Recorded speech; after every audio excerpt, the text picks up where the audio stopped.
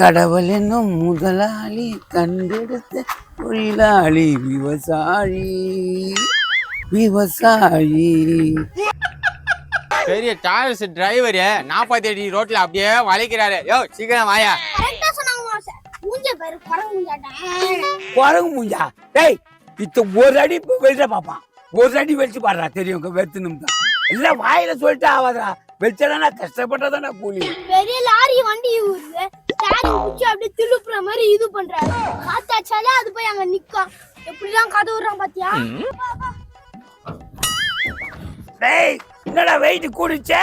யோ நித்யா இங்க பாரியா. இறங்கா தேட்டியா. டேய் என்னடா நாங்க என்ன மாடா நாங்க போன்றா.